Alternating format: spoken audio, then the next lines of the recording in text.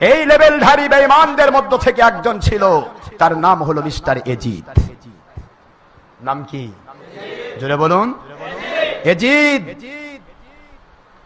যে এজিদ লেভেলধারী বেঈমান, নামাজ পড়তো, রোজা রাখতো, হজ করতো, যাকাত দিত, এমন কোন আমল নাই যে সে করে নাই। তাসবিহ সব সময় হাতে থাকতো। তাই বলে আমি আপনাকে তাসবিহ নিতে নিষেধ করছি না। এজিদ যদি নামাজ পড়ে তাহলে কি আমি নামাজ ছেড়ে দিব নাকি? আমি নিষেধ করছি না, কিন্তু সে তাসবিহ পড়েছে। সাতার আল খেল্লা ছিল পায়ের পাতা পর্যন্ত, তার পাগড়ি ছিল, জুব্বা ছিল, টুপি ছিল, সব ছিল, কিন্তু এজিদের ঈমান ছিল না। কি ছিল না? জোরে বলুন। আজকে ওয়াহাবি মতবাদের ভাইরা বলতে এজিদকে গালি দেওয়া যাবে না। ওরে বাবা, এজিদ যে আমাদের, এজিদ যে আপনাদের গডফাদার, কারণ তার বাহিনী তো একটা অংশ আপনারা, কথা কন না কেন? এজিদ যে আপনাদের গডফাদার, এই জন্য এজিদকে গালি দেওয়া যাবে না। এজিদকে গালি দিয়েছেন অ্যাডভান্স আমার আল্লাহ, লিয়াগিযা বিহিমুল কুফফার। এ কথা কার? রে দুনিয়ার মুমিনেরা, আমার নবীর আওলাদের পর্ব তো আলাদা। নবীর আওলাদ হুসাইন রাদিয়াল্লাহু তাআলা আনহু, এই হিসাবে যদি এজিদকে ধরা হয়, যত বড় কাফির আর দুনিয়ায় পাওয়া যায় না, তার চাইতে বড় কাফির বলতে হবে। আর যদি আমার হুসাইনকে যদি সাহাবীও মনে করো, আমার নবীজির সাহাবী, আমার আল্লাহ বলেন আমার সাহাবীর দুশমনি যারা করে তাদেরকে আমি আল্লাহ কোরআনে কাফির ঘোষণা দিলাম। লিয়াগিযা বিহিমুল কুফফার।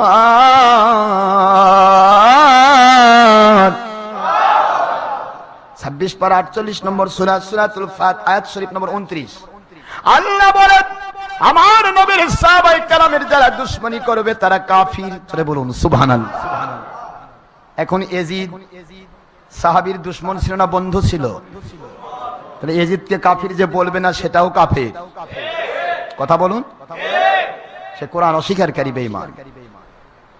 এজিদ বাহিনী কি এমন অপরাধ করেছিল, আমার নবীজি পাক সাল্লাল্লাহু আলাইহি ওয়াসাল্লাম ওনার শরীয়ত সে মানত, নামাজ পড়তো, রোজা রাখতো, হজ করত, যাকাত দিত, সমস্ত আমলগুলি করত, কোরআন শরীফ তেলাওয়াত করত, সবকিছু করার পরেও হাদিস শরীফ পড়তো, হাদিস আমল করত।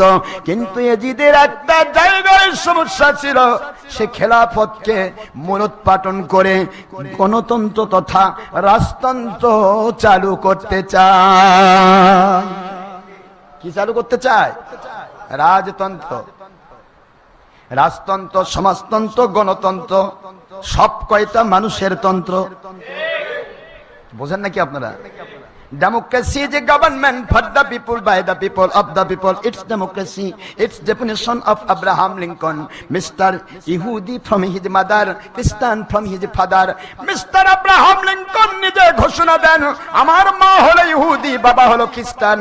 সেই জন্য গণতন্ত্র যারা পালন করো তারা যে কোনো ধর্মের হও না কেন, যে কোনো ধর্মে বিয়ে করতে পারবে, এটা আমি ঘোষণা দিলাম।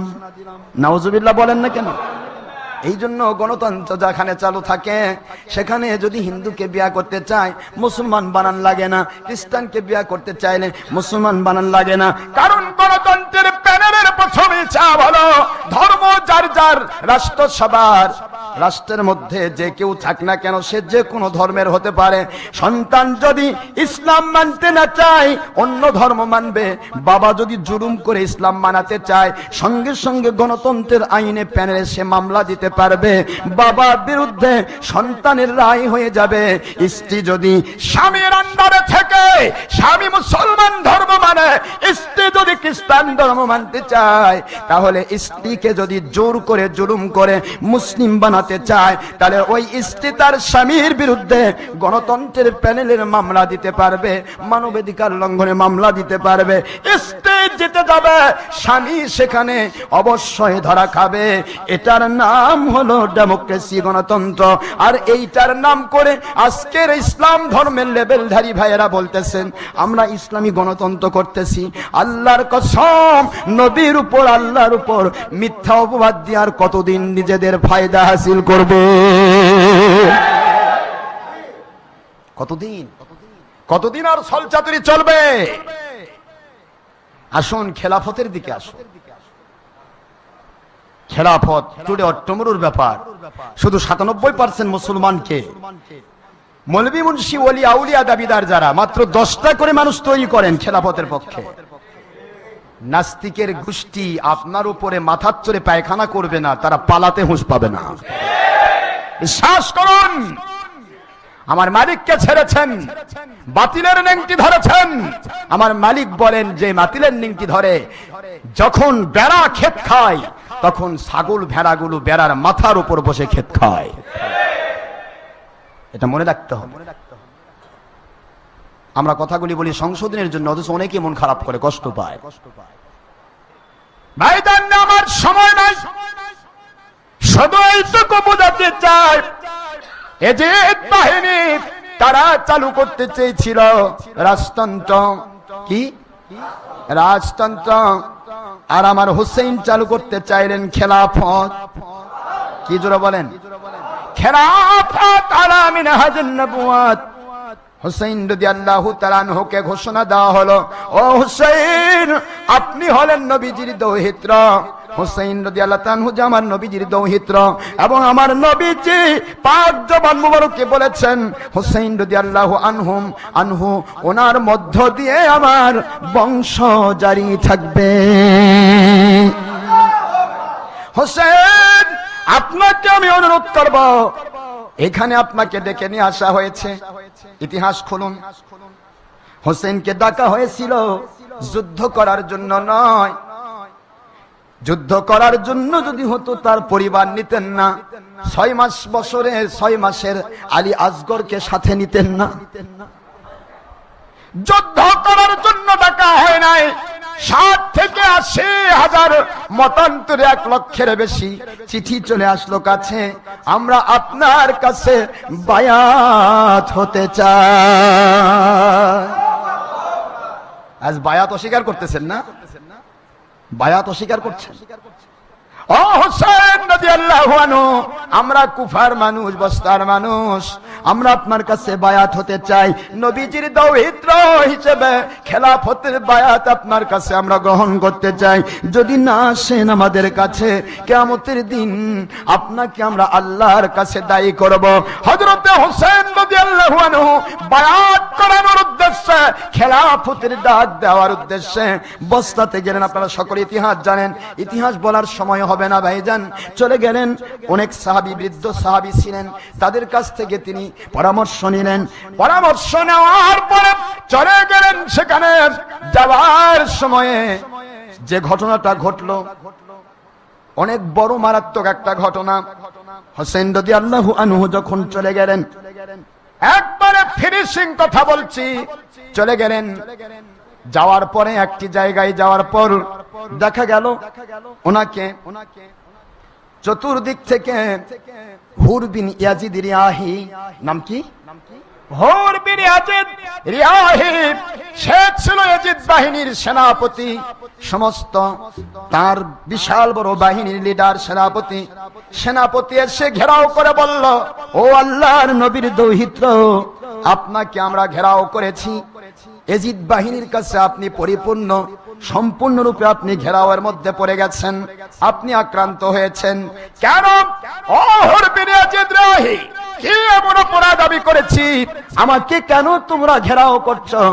ইয়াজিদ বিন রিয়াহি বলেন, আমরা জানতে পারি নাই, শুধু এতটুকু জানি উনি প্রস্তাব দিয়েছেন আপনার নিকটে, উনি যেটা করতে চান সেটা করতে দিতে হবে।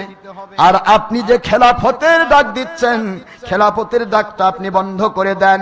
এই প্রস্তাবটুকু যদি আপনি মেনে নেন, আপনাকে রাজকীয় হালতে আপনাকে পুনর্বাসন করা হবে। নাউজুবিল্লাহ পড়বেন না?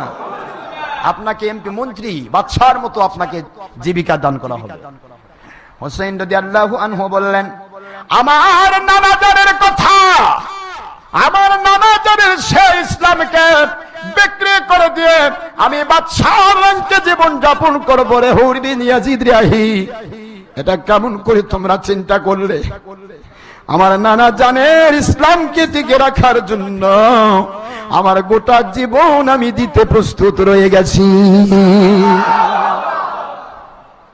হুরবিন ইয়াজিদ রাহি, তুমি কি বুঝতে পারো নাই? তোমার কি একবারও ওই কথা স্মরণ পড়ে না? আমার নানা জান বলেছিলেন, যারা আমার আওলাদদেরকে ভালোবাসলো তারা যেন আমি নবীকে ভালোবাসলো। তুমি নবীর উম্মত দাবি করে, কেমন করে নবীর উম্মত দাবি করে নবীজির আওলাদকে তুমি ধ্বংস করতে চাও? তাকে কেমন করে তুমি অ্যারেস্ট করতে চাও? এত বড় ক্ষমতা তোমাকে কে দিল? হুরবিন ইয়াজিদ রাহি বলে, ও আল্লাহর নবীর দৌহিত্র, আমি কিছুই জানতে চাই না, তবে আমি এতটুকু বলবো, আমি এজিদের দ্বারা আক্রান্ত। এই মুহূর্তে যদি আপনাকে আমি ছেড়ে দেই, এজিদের কাছে আমি অ্যারেস্ট হয়ে যাব। আপনি মেহেরবানি করে একটু কৌশল করতে হবে। রাতের অন্ধকারে আমি টান খাটাচ্ছি, চতুর্দিকে তাবু খাটাবো, আর আপনি রাতের অন্ধকারে পালিয়ে যাবেন, আপনি মদিনায় ফিরিয়ে যাবেন। আমি বলবো যেভাবে বোঝানো দরকার এজিদকে আমি বুঝাবো।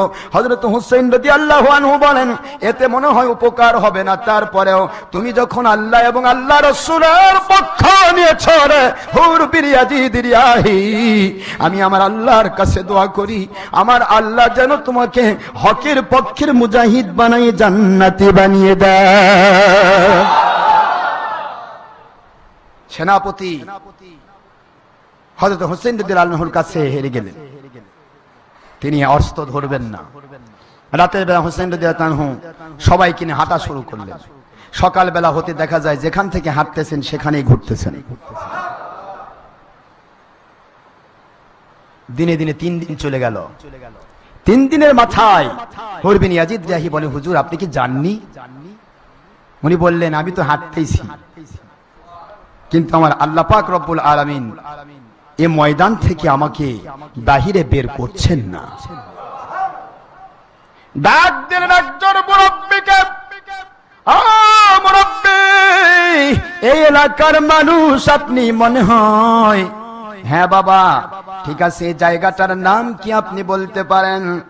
মুরব্বি বলতেছে, আল্লাহর বান্দা, এর নাম কুফা নগরীর বিশাল বড়, অনেক বড় নদীর তীর, এর নাম হচ্ছে কারবালা। জোরে বলুন সুবহানাল্লাহ। হুসাইন রাদিয়াল্লাহু আনহু দু চোখের পানি ছেড়ে দিয়ে বলে, রে আমার পুরা পরিবারের মানুষেরা, আমার স্ত্রী শহর বানু, আমার সন্তান আসগর আলী আকবর, আমার যাবতীয় ভাইয়েরা, আমার পরিবারের যে 70-72 লোক তোমরা আছো, আমার নানাজির মুখ মুবারক দিয়ে আমি শুনেছি কারবালার ময়দান হবে আমার নবীজির উম্মতের জন্য আমার কুরবানি কবুল হওয়ার জায়গা। আমি যেতে পারবো না, হাজার চেষ্টা করলে আমি এই জায়গা ছাড়তে পারবো না। ও আমার পরিবারের মানুষেরা, আপনারা পালিয়ে যান, আমি যেতে পারবো না। সব ছোট্ট আলী আকবর, আলী আসগর, সমস্ত পরিবারের মানুষেরা, তার সৎ ভাইয়েরা, তার চাচা, বিভিন্ন আপনজনেরা, তারা সকলে বলতে লাগলো, যেখানে আল্লাহর হাবিবের দৌহিত্র কুরবানি হবে ওই জায়গা ছেড়ে আমরা পালিয়ে যাব না। আমার নবীর দৌহিত্রের সাথে আল্লাহর হাবিবের খেলাফতের মহব্বতে আমাদের জীবনটা কুরবান করতে আমরা রাজি আছি। একজন ব্যক্তি পালিয়ে গেল না। ঠিক আছে, তাবু খাটো। তাবু খাটাতে গেল। তাবু খাটাতে যে খুঁটি গাড়বে, খুঁটির জন্য যে গর্তগুলি খনন করা হচ্ছিল, গর্তগুলির ভিতর থেকে তাজা রক্ত বের হয়ে আসছে। গর্ত খনন করে তার ভিতরে যখন খুঁটি গাড়ানো হলো, বিশাল বড় ইতিহাস। সেই রাত্রিটি ছিল আশুরা মিনাল মুহাররমের রাত। সেই রাত্রি ছিল আশুরা মিনাল মুহাররমের রাত। সেই রাত্রিতে তিনি এখানে একত্রিত হলেন, টেন্ট তাবু খাটালেন। খাটানোর পরে তারপরে সবাই মিলে একত্রিত হয়ে থাকার পরের দিনই, এটা অনেক বড় ঘটনা, হযরত হোসেন রাদিয়াল্লাহু আনহু ওনার কাছে পাঠিয়ে দিল ইয়াজিদ যে আপনি আত্মসমর্পণ করুন, কিচ্ছু করতে হবে না, আপনাকে মারবো না, ধরবো না, অ্যারেস্ট করবো না, আপনি শুধু বলুন যে ইয়াজিদ যা করছে সেটা ঠিক, ইয়াজিদ যা করছে সেটা ঠিক। উনি বলেন আমার ইয়াজিদ আমার নবী পাক সাল্লাল্লাহু আলাইহি ওয়াসাল্লামকে বা আল্লাহ পাক রব্বুল আলামিন ওনার এবং নবী পাক সাল্লাল্লাহু আলাইহি ওয়াসাল্লাম ওনার ইসলামকে জলাঞ্জলি দিয়ে আমি ইয়াজিদকে স্বীকৃতি দেব? উনি বললেন যে এটা আমার পক্ষে সম্ভব নয়। বলে তাহলে আপনাকে সকল দিক থেকে আমি মারবো না, তবে আপনাকে পানি বন্ধ করে দেওয়া হলো। কি বন্ধ করে দেওয়া হলো? আপনি বয়কট, চতুর্দিক থেকে বয়কট হয়েছেন, আপনার পানি বন্ধ করা হলো। ফোরাত নদীর তীর, এটা কারবালা, ফোরাত নদী, ফোরাতের পানি বন্ধ করে দেওয়া হলো। হোসেন রাদিয়াল্লাহু আনহু বলেন তুমি পানি বন্ধ করো আর যা বন্ধ করো সবই তো আমার মালিকের দান, যেটাই করো আমার জন্য আমার আল্লাহ পাক রব্বুল আলামিন যেটা করবেন সেটাই আমার জন্য যথেষ্ট। সুবহানাল্লাহ। যাই হোক, আল্লাহ পাক রব্বুল আলামিন এটা শিক্ষা দিলেন যে ইচ্ছা করলে আল্লাহ কমপ্লিটলি গালেব করতে পারতেন, কিন্তু আল্লাহ এটাই বুঝালেন ইসলাম জিন্দা হোতা হ্যায় হর কারবালা কে বাদ। কারবালার এই ঘটনাকে কেন্দ্র করে সারা পৃথিবীর ভিতরে ইসলাম জিন্দা হয়েছে। জোরে বলুন সুবহানাল্লাহ। এটাকে বোঝানো হয়েছে যে যদি যায় যাবে জানতা হে, জানের চেয়ে ইমান বড়, ইমানের হালতে এক সেকেন্ড বেশি জান্নাতে যাওয়া ভালো, বাদশাহী জীবন বেঈমানি জগতে ভালো নয়। এটাই হোসেন রাদিয়াল্লাহু আনহু শিক্ষা দিলেন, আর ওনার মাধ্যমে আল্লাহ পাক রব্বুল আলামিন শিক্ষা দিলেন। যাই হোক, অনেক বড় ঘটনা। আমি আপনাদেরকে আজকে যেহেতু মুহররমুল হারামের শেষ দিন, আজকে শেষ জুমা 30শে মুহররমুল হারাম, সেই হিসেবে আমি আপনাদের খেদমতে বলছি যে আজকে ওনার ঘটনাটা যদি আমি কমপ্লিট একটু টাচ না দেই তাহলে আমাদের কৃপণতা ধরা পড়বে। আমি অনেক আকায়েদ সম্পর্কে আপনাদের বলেছি, কিন্তু হোসেন রাদিয়াল্লাহু আনহু ঘটনাটা বলা হয়নি। তো হোসেন রাদিয়াল্লাহু আনহু ঘটনার মধ্যে এতটুকুই বুঝবেন যে তিনি অন্যায়ের বিরুদ্ধে তিনি ছিলেন সোচ্চার কণ্ঠ। জোরে বলুন সুবহানাল্লাহ। ইয়াজিদ তাকে জমের মতো ভয় পাইতো, কাউকে ভয় করতো না, কিন্তু হোসেন রাদিয়াল্লাহু আনহুকে ভয় পাইতো। জোরে বলুন সুবহানাল্লাহ। এই ভয়ের উপর ভিত্তি করে ইয়াজিদ তাকে এই কাজ করলো। অনেক ঘটনা আপনারা শুনেছেন। 6 মাসের শিশু এখানে দীর্ঘদিন, এটা তো সেই রাতটাতে এটা, কিন্তু এখানে থাকলেন ওনারা যখন এসেছেন, এটা দীর্ঘ কয়েকদিনের ব্যাপার। এই কয়েকদিনের মধ্যে পানি সব শেষ হয়ে গেল। হযরত শহরবানু ওনার বুকের দুগ্ধ শেষ হলো। 6 মাসের শিশু আলী আসগর তখন পানির জন্য পেপাসায় কাতর হয়ে মারা যাবে, এটা সকলে জানেন, কাতর হয়ে মারা যাবে। ছোট্ট শিশুটাকেও একজন মানুষ যখন ধর্মের লেভেলে বেঈমান হয় তখন সে কত বেশি নিষ্ঠুর হয়, এইটা এখানে প্রমাণ দেওয়া হয়েছে। ধর্মের লেভেলে বেঈমান আর ধর্ম ছাড়া বেঈমান, এর মধ্যে পার্থক্য আছে। ধর্ম ছাড়া বেঈমান যেটা, একটা হিন্দু বা খ্রিস্টান, বৌদ্ধ, নাসারা অথবা নাস্তিক, তার সামনে যদি একটা ছোট্ট শিশু মারা যায়, ওই শিশুটাকে কমের পক্ষে তার মধ্যে একটা মায়া ঢুকে যায়। কিন্তু এই ধর্মের লেভেলধারী বেঈমান ইয়াজিদ বাহিনী, হযরত আলী আসগর রাদিয়াল্লাহু আনহু, নবীর আওলাদ, এই আলী আসগরকে যখন পানি খাওয়ানোর জন্য দেওয়া হচ্ছে, শহরবানু বলতেছে যান, ওদের ভিতরে তো মায়া হবে, একটা শিশু দেখলে মায়া হবে না? নাদুস নদুস চেহারার নবী পাক সাল্লাল্লাহু আলাইহি ওয়াসাল্লামের আওলাদ, এত বড় একটা শিশুকে দেখলে তো মায়া হবে না? যান, একটু পানির ব্যবস্থা করেন। নিয়ে গেলেন উনি কোলে করে নিয়ে যাওয়ার পর পানি নেবেন, মুখে দেবেন। উনি তো পানি পান করতে পারতেন, ওনাকে পান করার ব্যাপার বাধা নেই। যেই মাত্র তুলে পানি ওনার মুখে, সন্তানের মুখে দেবেন, দেখা গেল ইয়াজিদ বাহিনীর পক্ষ থেকে ডাইরেক্টলি একটা তীর এসে হযরত আলী আসগর রাদিয়াল্লাহু আনহু ওনার কলিজা বরাবর ঢুকে গেল। নাউজুবিল্লাহি মিন জালিক। হোসেন রাদিয়াল্লাহু আনহু আক্রান্ত হলেন। আলী আসগর পানি খেতে পেলেন না, পানি পান না করে সে ওখানে শাহাদত বরণ করলেন। ছোট্ট মাসুমকে শাহাদত বরণ করে দেওয়া হলো। এই শাহাদতের শিশুটাকে নিয়ে তিনি আসতেছেন। হযরতে শহরবানু টেন্টের ভিতর থেকে বলছে, হুজুর, সন্তানকে কি পানি পান করানো হয়েছে? আল্লাহর হাবিবের আওলাদ বলেন, রে শহরবানু, আমার স্ত্রী, আমার আল্লাহ রব্বুল আলামিন কবুল করেছেন, আপনার সন্তান আজকে পানি পান করেছে জান্নাতের শরাবান তুহুরা। জান্নাতের শরাবান তুহুরা পান করেছে। আপনার সন্তানের কোনো কষ্ট হবে না, সে জান্নাতি হয়ে গিয়েছে। সুবহানাল্লাহ। আলী আকবর লাফিয়ে বের হলো। অল্প বয়সের শিশু আলী আকবর, সে লাফায় বের হলো, আব্বা, আপনি যদি আমাকে হুকুম করেন, আমি এই মুহূর্তে গোটা ফোরাতের তীরে সমস্ত সৈন্যকে শেষ করে দিব। সুবহানাল্লাহ জোরে বলে। উনি বলেন, বাবা শেষ করার প্রশ্ন নয়, আমাদের জীবন বাঁচার তাগিদ এখানে। তুমি ইচ্ছা করলে তাদের সাথে লড়তে পারো, তারা তো আমাদের খতম করবেই। তিনি আলী আকবর বের হলেন এট এ টাইমে। মুজাহিদ কাকে বলা হয়? এট এ টাইমে কাফিরদের কয়েকশো সৈন্যকে উনি একাধারে খতম করে দিলেন। জোরে বলুন সুবহানাল্লাহ।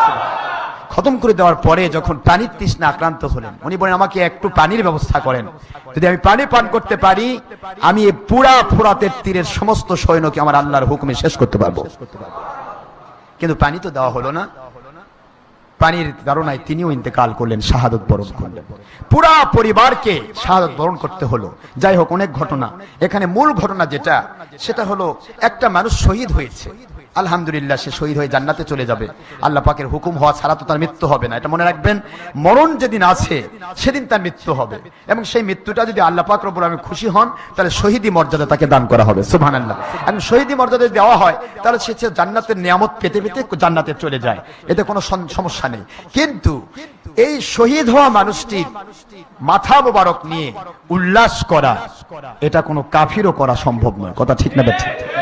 হোসেন রাদিয়াল্লাহু আনহুর মাথা মোবারক নিয়ে উল্লাস করছে এজিদ বাহিনী, যে মাথাটার দাম 1 লক্ষ স্বর্ণ মুদ্রা। কথা বুঝতেছেন নাকি? মাথার দাম কত? আপনারা কি রাগ করে বসে আছেন নাকি? মাথার দাম কত? 1 লক্ষ স্বর্ণ মুদ্রা হোসেনের মাথার দাম। নাউজুবিল্লাহি মিন জালিক।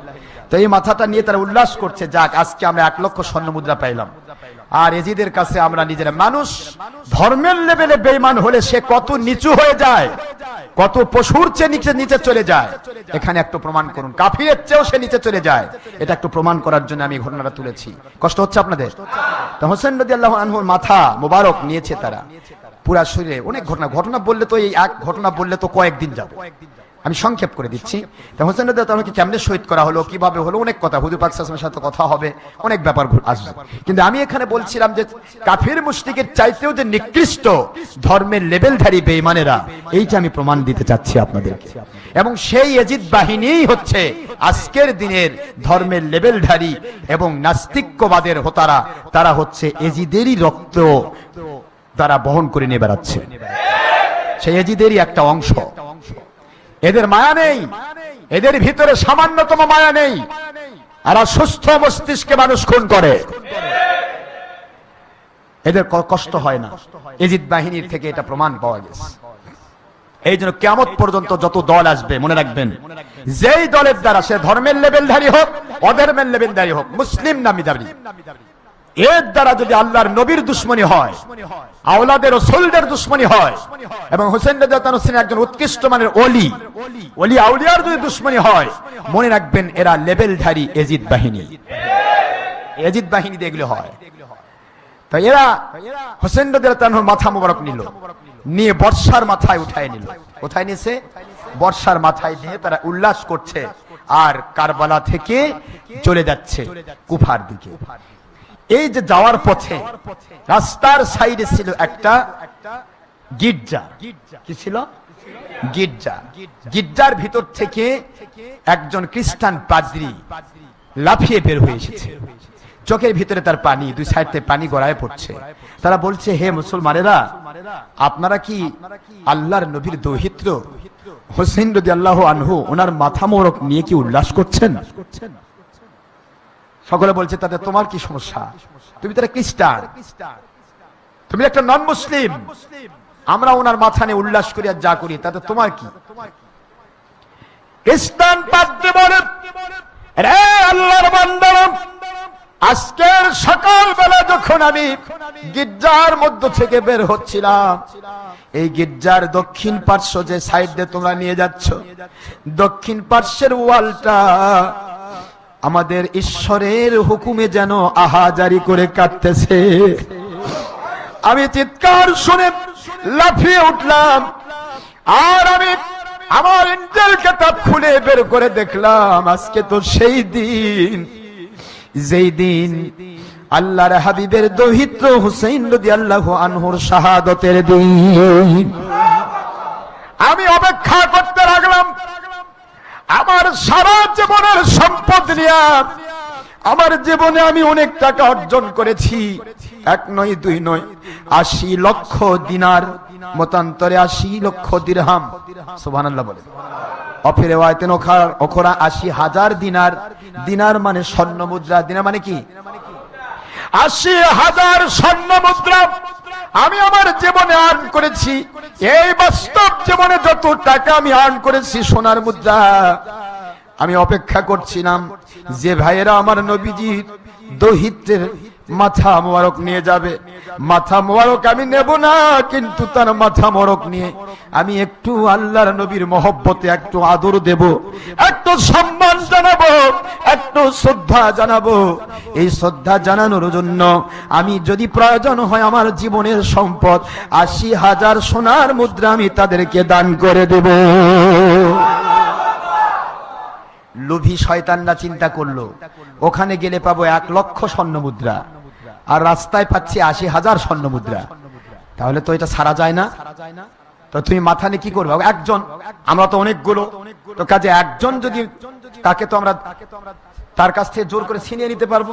সে বলে আমার কাছ থেকে ছিনিয়ে নিতে হবে না। আমার কষ্ট একটাই যে আল্লাহর নবীর দৌহিত্র, আল্লাহর নবীর আওলাদ, আখির রাসূলের আওলাদের মাথা মোবারক তোমরা যেভাবে নিয়ে যাচ্ছ, ওনার শরীর মোবারকের মুখ মোবারকের ভিতরে রক্তগুলি তোমরা মুছে দেওয়ার সুযোগ পাও নাই। আমি একটু আমার নবীর মহব্বতে, তার মহব্বত দেখাতে চাই, তাকে আমি একটু রক্তগুলি মুছে দিতে চাই। আমাকে একটা রাতের জন্য তোমরা আমাকে দাও, আমি তোমাকে সকাল হতে হতে এটাকে আমি তোমাকে ফেরত দিয়ে দিব। সুবহানাল্লাহ। ওরা বললো এর বিনিময়ে তোমাদেরকে আমি এত টাকা দেব। ওরা বললো ঠিক আছে, তোমাকে দেওয়া হচ্ছে, তবে সকাল হতেই কিন্তু আমাদের দিয়ে দিতে হবে। কথা বুঝতেছেন নাকি? তো উনি নিয়ে গির্জার ভিতরে ঢুকলেন। ঢোকার পরে তার বাড়িতে যতগুলি আতর ছিল, সুগন্ধি ছিল, সেই সুগন্ধিগুলো হোসেন রাদিয়াল্লাহু মাথা মোবারকের উপরে ঢালে দিলেন। পুরা শরীর মোবারক, মাথা মোবারকটা সেটা পুরাটা পরিচর্যা করলেন, নার্সিং করলেন, সুন্দরভাবে রক্তগুলি মুছে দিলেন, দিয়ে একটা উঁচু স্থানে রেখে দিয়ে সারা রাত ধরে আল্লাহ পাক রব্বুল আলামিন ওনার আরাধনা করলেন। আর বললেন, আল্লাহ, আপনার নবীর দৌহিত্রকে তো আমি পাইনি, শুধু এতটুকুই পাইলাম যে তার মাথা মোবারকটা পেয়েছি। এর মধ্যে আর আমার কতটুকু পাওয়া আছে? শুধু শ্রদ্ধায়, শুধু ভালোবাসা, এতটুকুই। শুধু শ্রদ্ধা করে তার শরীরের রক্তগুলি আমি মুছে দিয়েছি, কিন্তু তাকে তো আমি কোন রকমে রক্ষা করতে পারলাম না। একটা মানুষের মাথা মোবারক রক্ষা করার হিম্মত আমার নেই। আল্লাহ, আমি তো কিছু করতে পারলাম না। এভাবে আল্লাহর কাছে কাঁদা শুরু করলাম। সকাল বেলা হওয়ার আগেই পাদ্রী বলতেছিলেন, লক্ষ্য করে দেখি আমার পুরা গির্জার ভিতরে আমার আল্লাহর হাবিব নূর নবীজির নূরের ছোঁয়া দিয়ে গোটা গির্জাটা আলোময় হয়ে গিয়েছে। আল্লাহর হাবিব বলেন, রে খ্রিস্টান পাদ্রী, আমার দৌহিত্রের মর্যাদা এজিদ বাহিনী মুসলমান দাবি করে বুঝলো না। তুমি আমার এই দৌহিত্রের মাথা মোবারককে সৎকার করতে গিয়া, ভালোবাসা করতে গিয়া নবীর প্রেম দেখিয়েছো, আখের রাসূলের প্রেম তুমি দেখিয়েছো। আরে পাদ্রী, আমার হাতে হাত দাও, তোমাকে আমার আল্লাহ রব্বুল আলামিন আখের রাসূলের প্রেমে জান্নাতি ঘোষণা করেছে। পাদ্রী বলে, আমি নিজে আমার নবীজির হাত মোবারকে হাত দিয়া, তন্দার ভিতরে নবীজি পাক সাল্লাল্লাহু আলাইহি ওয়াসাল্লামের হাতে হাত দিয়া কলেমা পড়ে মুসলমান যখন হয়ে গেলাম, আমার জীবনের সমস্ত বড় পাওয়া আমার জিন্দেগিতে পাওয়া হয়ে গেল। সকাল হয়ে গেছে, বললাম, রে এজিদ বাহিনী, এসো এসো এসো, আমার পাওয়া সব হয়ে গেছে, এসো তোমরা। আসার পরে বললেন, নাও, আমার জীবনের সব অর্জন, আমার জীবনের সব আনগুলি আমি তোমাদেরকে দিয়ে দিলাম। জীবনের অর্জন যতগুলি 80,000 দিনার, সবকিছু তাদের হাতে তুলে দিল। তারা খুলে দেখলো যে ঠিক আছে কিনা। খুলে দেখলো, পুরা তার হাত দিয়ে এলিয়ে সবাইকে দেখালো, দেখো সোনার মুদ্রা, ওখানে 1 লক্ষ পাবো, এখানে 80,000 স্বর্ণ মুদ্রা। গণনা করে তারা নিয়ে নিল। গণনা করে নেওয়ার পরে এবার তারা পোটলা বেঁধে নিয়ে তারা মাথাটা আবার বর্ষার মাথায় নিয়ে, মাথা মোবারক বর্ষার মাথায় নিয়ে উল্লাস করতে করতে যাওয়া শুরু করলো। মাঝখানে গিয়ে এক জায়গায় গিয়ে তারা এটা বন্টন করে নেবে।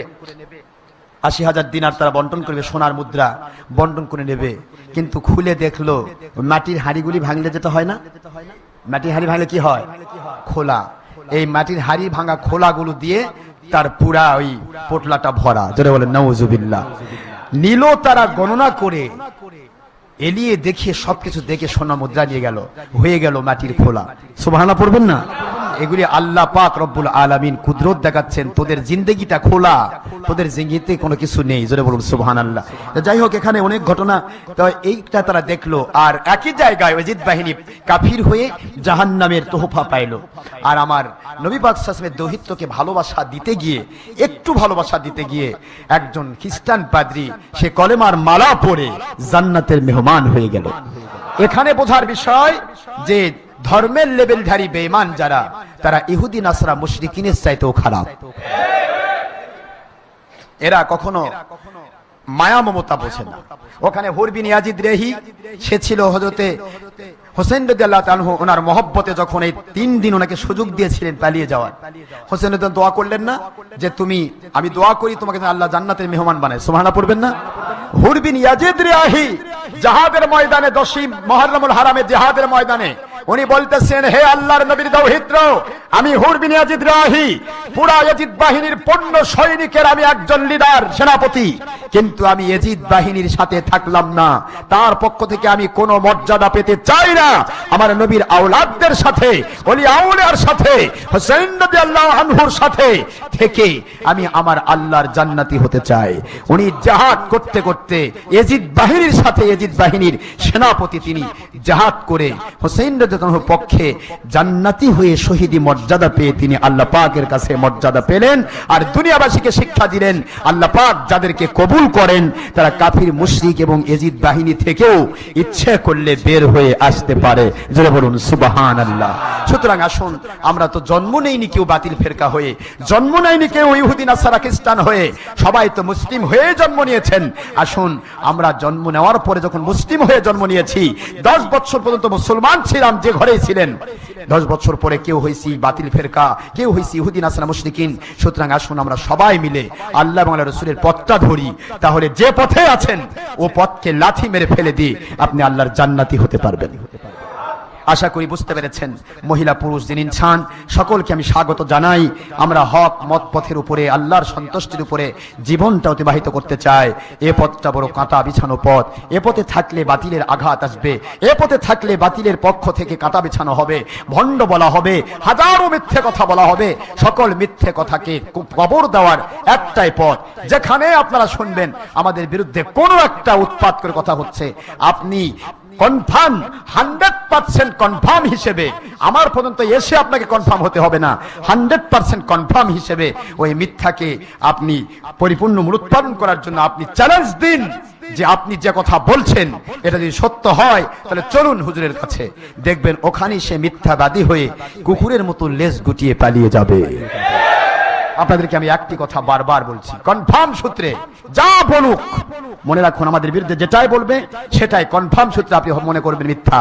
কারণ আমরা এমন কোন কাজ করছি না, মৃত্যু পর্যন্ত আমরা এমন কোন কাজ করব না যে কাজের কোন কোরআন সুন্নাহর ডকুমেন্ট নাই। জোরে বলুন ইনশাআল্লাহ। ইনশাআল্লাহ আমার আল্লাহ যদি তৌফিক দান করেন, আর যদি কেউ পারে আমাদেরকে তওবা করার জন্য হিম্মত থাকে, তাকে ধরে নিয়ে আসেন, দেখবেন সে তওবা করতে বাধ্য হবে। মহান আল্লাহ আমাদের সবাইকে সত্যিকার ইসলাম বুঝবার, জানবার, মানবার এবং আল্লাহ পাকের সন্তুষ্টির পথে, সাহাবায়ে কেরামের পথে, হযরতে হোসেন রাদিয়াল্লাহু আনহুর পথে, ওলি আউলিয়ার পথে সত্যিকার জেনুইন ইসলাম অনলি ওয়ান, একটি মাত্র দলের পক্ষে, বাতিল 72 ফিরকার বিপক্ষে, কাফির মুশরিক বেদিন বদ্দিন নাস্তিকবাদের বিপক্ষে আল্লাহ পাক আমাদেরকে সোচ্চার হওয়ার তৌফিক দান করুন, কবুল করুন, সবাই বলুন আমিন। আমি আবারও বলছি, যে কোনো আলিম ওলামা ওলি আউলিয়া কোরআন শরীফ হাদিস শরীফ ইজমা কিয়াস সম্মত জীবন যাপন করে থাকেন, তারা আমার মাথার তাজ, তাদের সাথে আমার কোনো দুশমনী নেই। তবে কোরআন সুন্নাহ ইজমা কিয়াসের নাম করে যদি কেউ আমার নবীজির দুশমনী করে, ওলি আউলিয়ার দুশমনী করে, সাহাবায়ে কেরামের দুশমনী করে, তাহলে বুঝবেন তারা অবশ্যই তারা আলিম নয়, ওলি আউলিয়া নয়, তারা ধর্মের লেভেলধারী জালিম এবং বেঈমান। আসসালামু আলাইকুম ওয়া রাহমাতুল্লাহি ওয়া বারাকাতুহু। যারা সুন্নাত নামাজ আদায় করেন নাই, অনুগ্রহপূর্বক ক্বাবলাল জুমআ 4 রাকাত সুন্নতে মুআক্কাদা আদায় করুন, সময় 5 মিনিট। আসসালামু আলাইকুম ওয়া রাহমাতুল্লাহি ওয়া বারাকাতুহু।